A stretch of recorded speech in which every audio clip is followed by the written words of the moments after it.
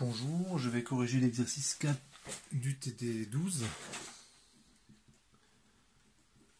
C'est un exercice où dès le départ, mon objectif c'est de faire une résolution numérique. Donc ça change pas mal la mise en équation parce que lorsque vous avez l'intention de faire une résolution numérique, vous ne vous préoccupez pas forcément de simplifier les calculs.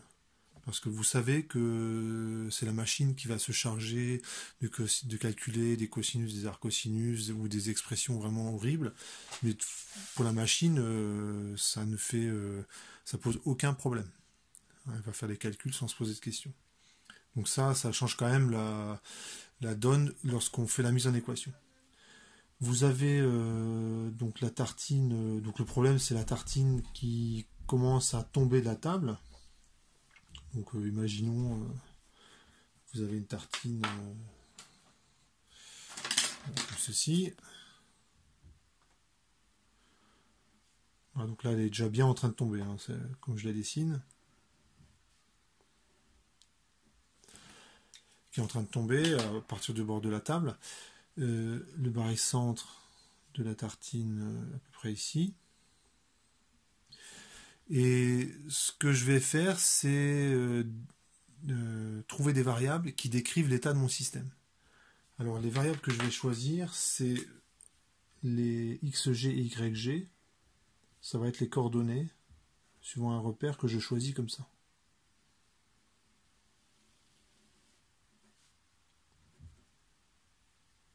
Ouais, c'est x et y. Et je vais choisir l'angle θ par rapport à l'horizontale. Donc si l'angle θ, il serait là. Donc normalement, l'angle θ, il dépend de xg et de yg. Bien sûr, je vais prendre une tartine d'épaisseur nulle. Donc là, je lui ai donné une petite épaisseur. Mais on va supposer que l'épaisseur de ma tartine est nulle. Ce qui fait que vous avez en particulier tangente θ, c'est yg sur xg. Si la tartine prend appui sur le bord de la table. Alors je vais prendre le parti que la tartine ne va pas forcément toucher tout le temps le bord de la table. Et c'est évident parce que quand elle va vraiment être en train de tomber, cette tartine, elle ne pourra plus toucher le bord de la table. Donc je vais tout de suite me placer dans le cas général pour faire ma résolution numérique, même quand il y aura le mouvement de chute libre. Ce qui fait que ce qui imprime un mouvement de rotation à la tartine lorsqu'elle tombe, c'est lorsqu'elle est à peu près dans cette position-là, la réaction du coin de la table sur la tartine est vers le haut, et c'est ça qui va donner un mouvement de rotation à la tartine. Et lorsque la tartine va quitter la table, elle va conserver ce mouvement de rotation, et en général, il est suffisant pour que la tartine tombe quasiment toujours du mauvais côté.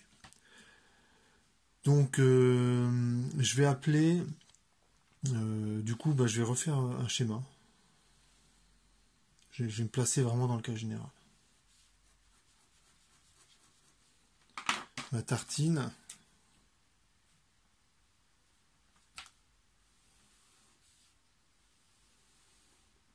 Voilà ce qui pourrait éventuellement arriver.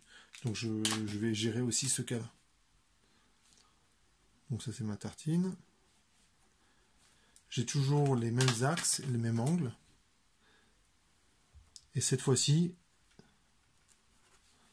l'angle θ, il est vraiment indépendant de xg et de yg. Donc le barycentre, il est à peu près, mettons-le ici. Et l'angle θ, c'est toujours cet angle-là.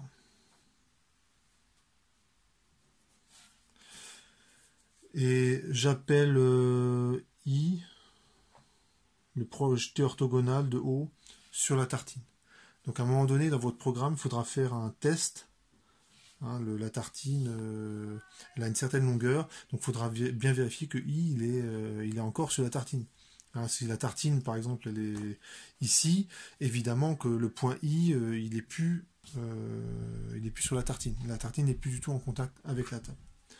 J'écris en précisant bien sûr, je vais travailler dans un référentiel terrestre supposé galiléen. Le système, c'est la tartine. Le bilan des forces, vous avez le poids. Et la réaction du support, alors je vais...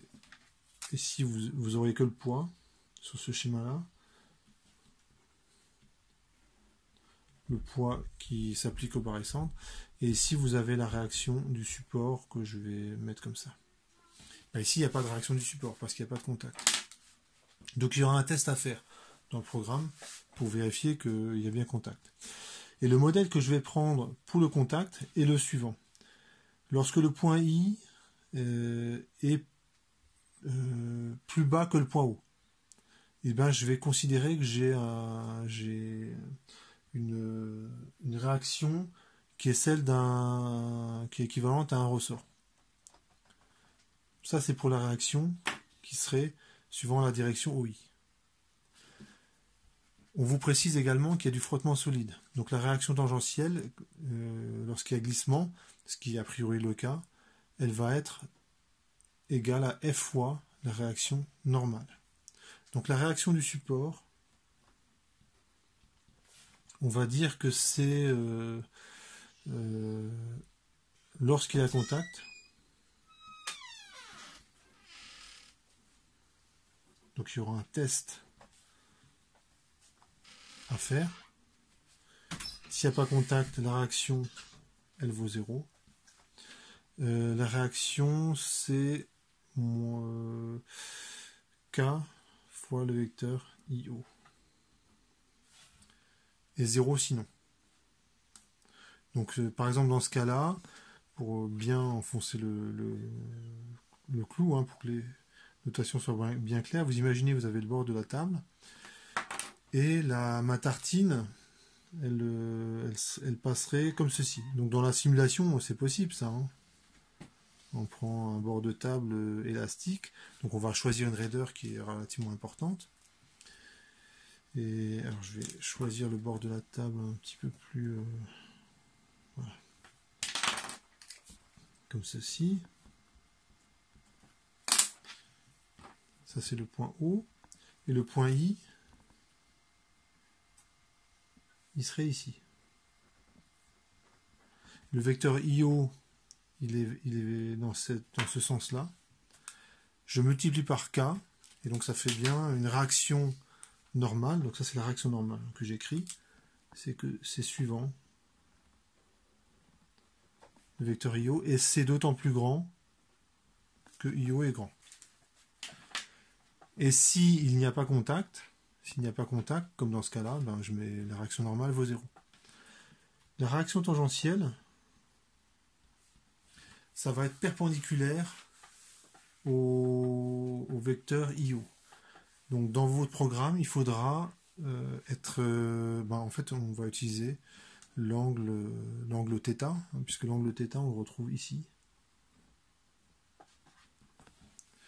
Donc la réaction tangentielle, c'est F fois la réaction normale en module, fois la vitesse de glissement du point I, suivant la vitesse de glissement, la réaction tangentielle sera soit de ce côté-ci, soit de ce côté-ci. Donc il faudra un test fois un signe. Donc ça, justement, il y a un test qu'il faudra mettre en place, fois un vecteur qui est tangent à la tartine. Donc c'est cosinus θ suivant E de x, sinus θ suivant E de y, et 0 suivant E de z. Donc quand j'écris une formule comme ça, et si vous deviez faire des calculs à la main, c'est bof. Franchement, c'est bof parce que il faut calculer ce truc-là. Il y a quand même pas mal de calculs à faire. Il faut trouver les coordonnées du point I. Donc il y a un petit peu de boulot avant d'arriver à calculer tout ça. Donc ce qui manque pour l'instant là, c'est l'expression de signe et l'expression pour les coordonnées du point I. Alors pour le signe,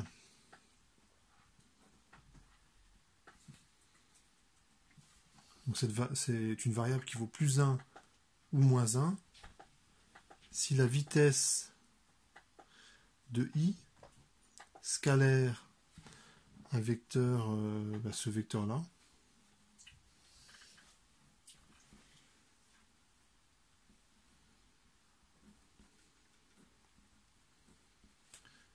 si c'est négatif. Si c'est négatif, ça veut dire que la tartine, en fait, elle remonte sur la table. Donc c'est pas comme ça que ça va se passer, évidemment, mais numériquement, il faut envisager ce cas-là. Donc la tartine serait en train de se déplacer comme ceci, et dans ce cas, la réaction tangentielle, elle serait de ce côté-ci. Ça frotterait le coin de la table, empêcherait la tartine de remonter sur la table. Sinon, on met le sin, ça vaut moins 1.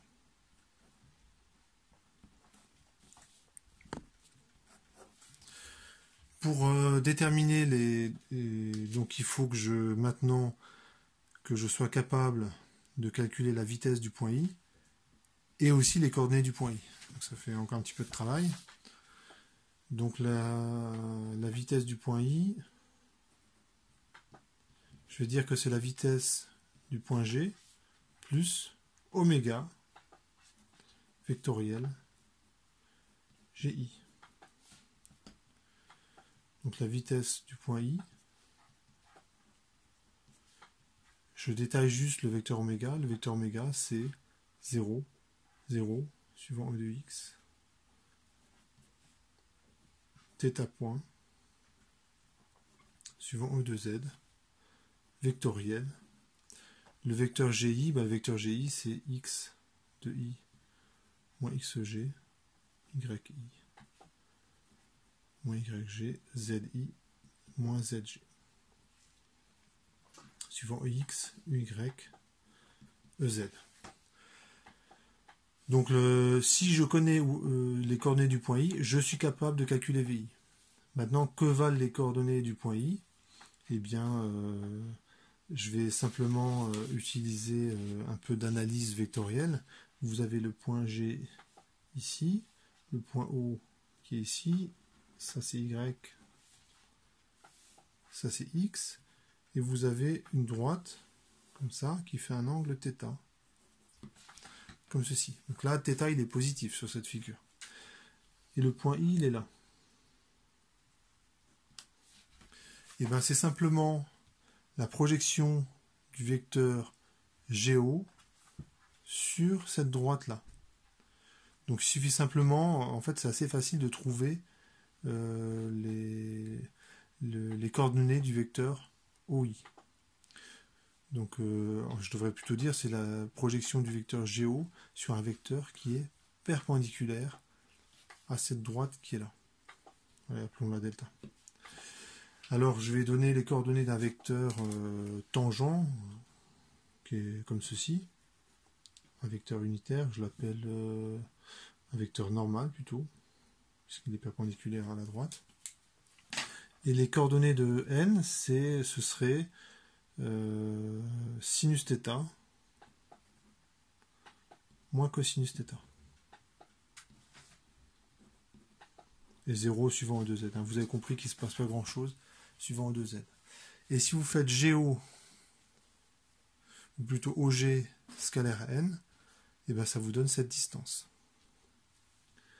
Et il suffit de remultiplier par n et vous avez les coordonnées du vecteur OI. Donc le vecteur OI, ce n'est rien d'autre que OG scalaire n fois n. Donc le vecteur OI de coordonnées xi, yi, zi, c'est égal à OG scalaire n, donc ça vous fait xg sinus θ moins yg cosinus θ que je dise pas de bêtises, ouais, fois le vecteur n, donc sinus θ suivant E de x, moins cosinus θ suivant E de y, et 0 suivant E de z. Voilà, donc c'est... et vous voyez que je ne cherche pas spécialement à simplifier mes calculs, hein. Donc ce que je constate, c'est que si je connais xg, yg et θ, je suis capable de calculer les coordonnées du point I. Une fois que j'ai les coordonnées du point I, je suis capable de calculer VI. Une fois que je suis capable de calculer VI, je suis capable de calculer le signe, de savoir comment ça frotte au niveau du coin de la table. J'ai pris un modèle élastique pour le coin de la table, pour la réaction normale. Pour la réaction tangentielle, j'ai pris le modèle d'un frottement solide. Donc je suis capable, à la fin, de calculer entièrement le vecteur R. Donc c'est ça la... Alors évidemment, quand vous allez écrire votre code, ça va faire une dizaine de lignes, quoi. Mais après tout, c'est pas vous qui faites les calculs, c'est la machine qui va s'en charger. Donc conclusion, connaissant xg, yg et θ, on peut calculer la réaction du support. Alors il y a quand même un test qu'il faudra faire, c'est que si on se rend compte, une fois qu'on a qu'on sait où est le point I, il faudra calculer cette distance, il faudra quand même vérifier que le point I, il n'est pas une distance plus grande que la moitié de la longueur de la tartine, hein, parce que dans ce cas, la tartine ne touche plus le coin de la table. Donc il y aura des petits tests à mettre en place, mais rien de bien compliqué. Voilà, c'est ça qui m'intéresse, hein.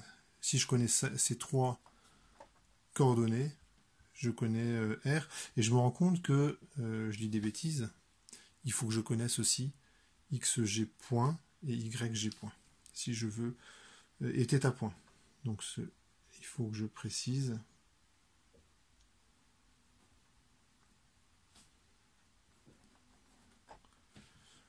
Si j'ai aussi besoin de ces trois coordonnées-là. Donc je connais R, voilà. À partir de là, je peux appliquer le PFD. C'est M, l'accélération du barycentre, c'est P plus R. Le théorème du moment cinétique, donc je suis obligé de l'appliquer au barycentre, le théorème du moment cinétique. Pourquoi? Parce que l'axe de rotation de la tartine, il est a priori assez compliqué à trouver. Hein, lorsque la tartine est en train de frotter sur le bord de la table, elle fait deux choses. Non seulement elle se déplace comme ceci, mais en même temps elle tourne. Eh bien, trouver le centre instantané de rotation, c'est pas forcément évident, et en plus ce centre instantané de rotation il va se déplacer au cours du temps. Ça veut dire qu'on ne peut pas utiliser le résultat du cours de la rotation d'un solide autour d'un axe fixe. Pourquoi? Parce que l'axe, il n'y a pas d'axe fixe de rotation pour votre système. Donc vous êtes obligé de l'appliquer au barycentre.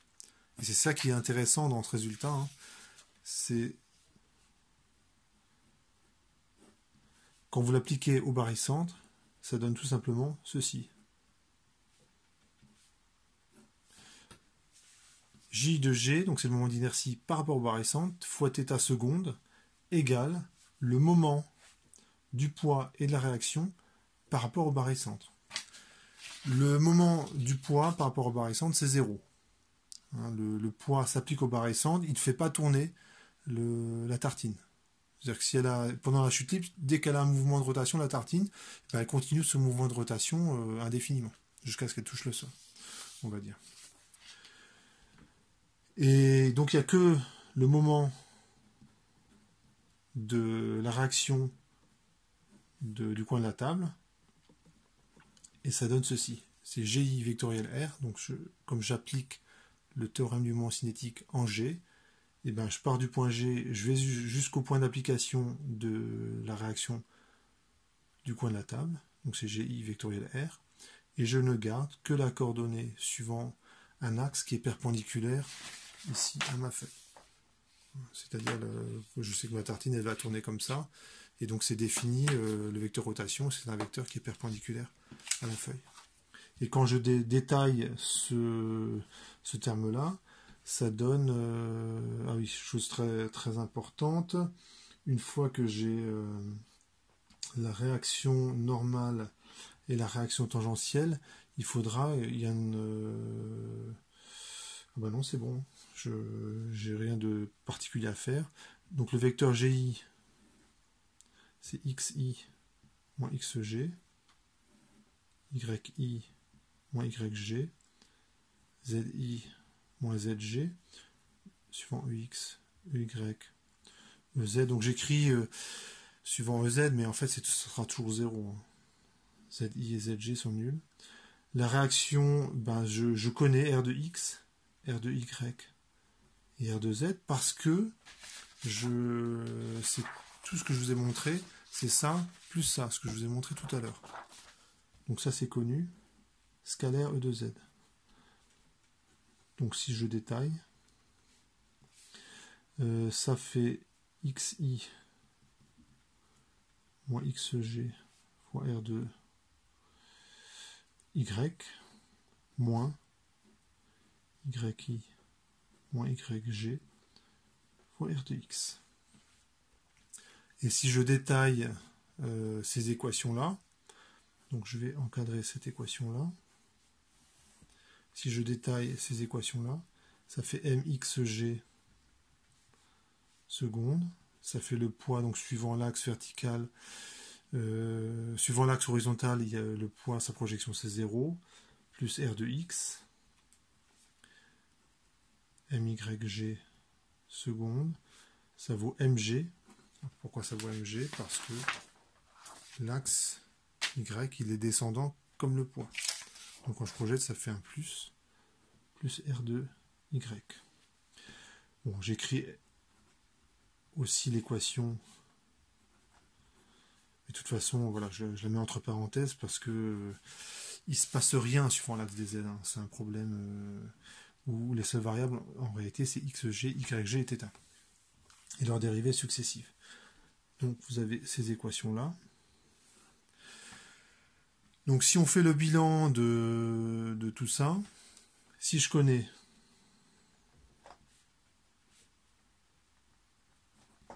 xg, yg, θ, xg point, yg point, θ point, on peut calculer le vecteur R. Si on connaît le vecteur R, on connaît Rx, Ry, donc on peut calculer xg seconde, yg seconde.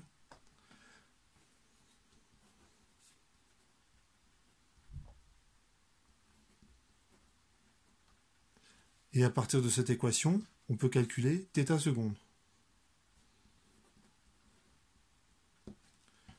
Et bien voilà, c'est tout ce qu'on a besoin de savoir pour faire la résolution numérique. Donc le code, il aurait à peu près la tête suivante. Une fois que j'ai compris ça, ben c'est bon.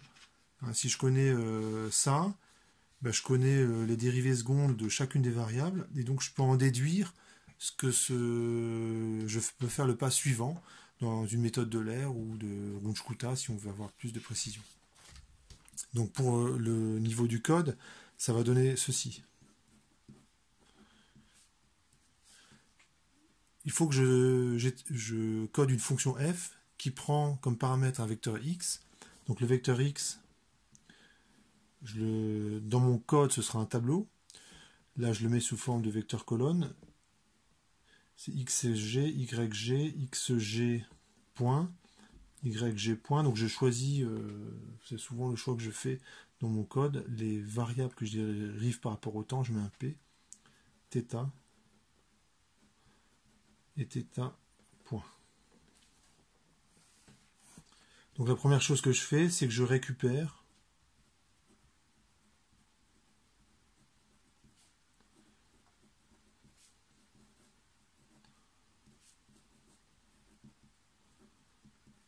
donc dans le code, je suis obligé d'écrire θ, je ne peux pas l'écrire comme une lettre grecque, il faut que je l'écrive par exemple comme ceci. Une fois que j'ai fait que j'ai récupéré toutes ces valeurs, je calcule xi et yi. Donc là, il y a une formule à rentrer. Une fois que j'ai calculé xi, je peux calculer xi point et yi point. Les formules, elles sont... C'est ce genre de formule qu'il va falloir mettre en œuvre. Xi, je la calcule avec cette formule-là. Une fois que j'ai xi et yi, je peux calculer la vitesse du point i. Une fois que j'ai calculé la vitesse du point i, je peux écrire cette condition. Je peux savoir si ça frotte dans ce sens-là ou si ça frotte dans ce sens-là. Donc je peux calculer la variable que j'ai appelée signe.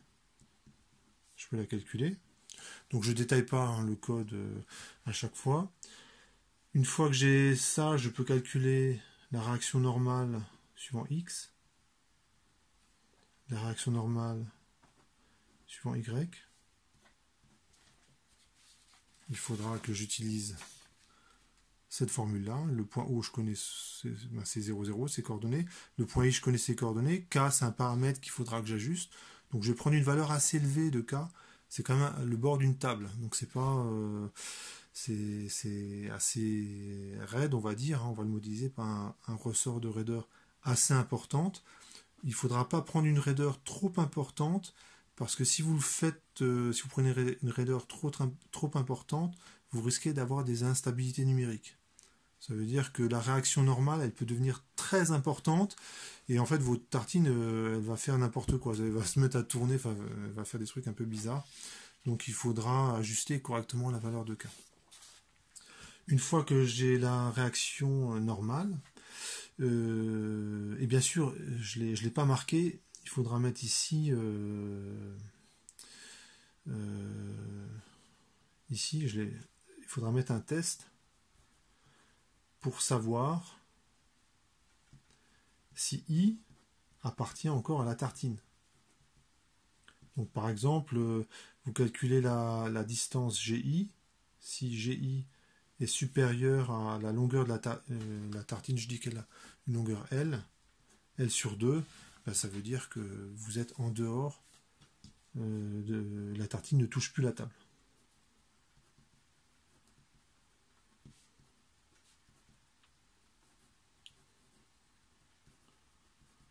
Bon, calculer la norme d'un vecteur, ça c'est pas très compliqué, hein. Un petit Pythagore et puis un test de ce type-là, c'est quasiment on l'écrit comme ça, quoi. Donc il y a ce paramètre-là aussi qu'il faudra définir quelque part dans votre code. Une fois que vous avez Rnx et Rny, vous pouvez calculer avec cette formule les coordonnées de la réaction tangentielle. Donc c'est Rtx, Rty, vous pouvez le calculer. Et une fois que vous avez fait tout ça, eh ben on peut calculer avec les formules que j'ai encadrées, xg seconde, yg seconde et θ seconde.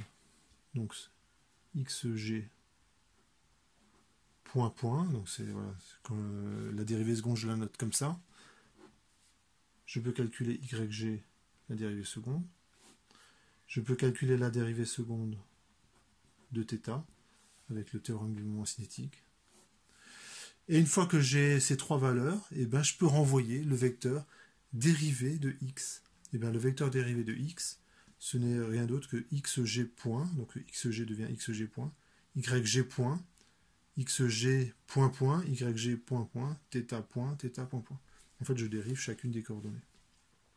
Donc, je pourrais noter comme ça, np.array, j'ouvre une parenthèse, xg point, yg point, xg point point, yg point point, θ point et θ point point. Voilà. Et je fais return xp. Quand donc vous voyez cette fonction, elle va prendre un certain nombre de lignes de code. Il n'y a pas de ligne de code particulièrement difficile, hein. des produits, des sommes, bon, c'est pas très compliqué. Il y a quelques tests à faire pour s'assurer que la tartine est encore en contact avec la table. Et quand vous avez... oups, return, ça prend pas de E. Quand vous avez la fonction F, et ben vous pouvez utiliser le code habituel pour la résolution des équations différentielles, soit avec la méthode de l'air, soit avec la méthode de Runge-Kutta. Donc ça va donner... Bon, je vais pas le faire. Je vais pas le faire. Vous regardez dans le résumé de cours sur les équations différentielles, vous avez des exemples. Et le code qui permet de résoudre les équatifs, c'est quasiment toujours le même. Hein, il y a des petites variations d'un problème à un autre, évidemment, mais c'est quasiment toujours le même. Voilà, en gros, le gros du boulot, il est fait. Et pour là, vous avez dans le sujet de TD, vous avez la simulation à quelques étapes. Et donc, on arrive à tenir compte, avec ce que j'ai fait, du fait qu'à un moment donné, la tartine ne touche plus la table. Et effectivement, on voit qu'elle continue son mouvement de rotation. Voilà pour cet exercice.